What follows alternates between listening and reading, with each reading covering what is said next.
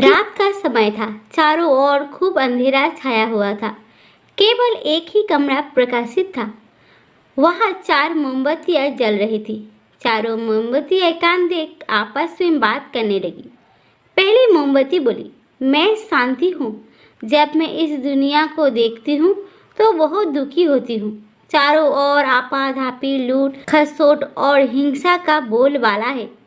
ऐसे में यहाँ रहना बहुत मुश्किल है। मैं अब यहाँ और नहीं रह सकती। इतना कहकर मोमबत्ती बुझ गई। दूसरी मोमबत्ती भी अपने मन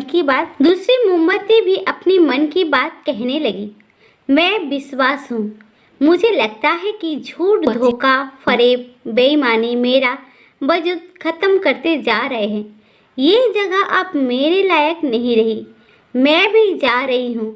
इतना कहकर दूसरी मोमबत्ती भी बुझ गई। तीसरी मोमबत्ती भी दुखी थी। वो बोली, मैं प्रेम हूँ।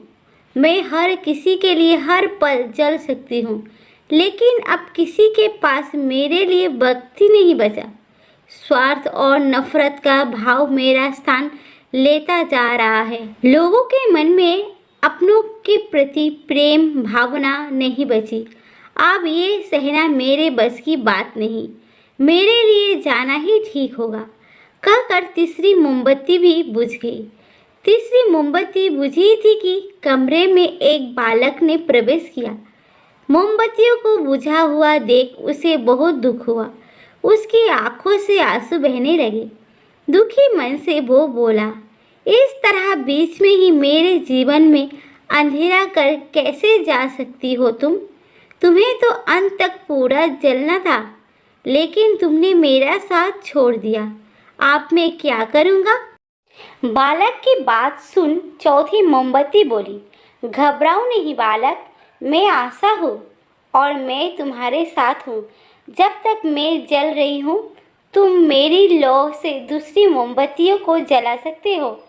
चौथी मोमबत्ती की बात सुनकर बालक का ढाढ़स बंध गया। उसने आशा के साथ शांति, विश्वास और प्रेम को पूर्ण प्रकाशित कर लिया। दोस्तों, हमें इस कहानी से सीख मिलती है कि जीवन में समय एक सा नहीं रहता। कभी उजाला रहता है तो कभी अंधेरा। जब जीवन में अंधकार आए, मन अशांत हो जाए, विश्वास डगमगाने लगे और दुनिया पराई लगने लगे, तब आशा का दीपक जला लेना। जब तक आशा का दीपक जलता रहेगा, जीवन में कभी अंधेरा नहीं हो सकता है। आशा के बल पर जीवन में सब कुछ पाया जा सकता है। इसीलिए आशा का साथ कभी ना छोड़े। धन्यवाद।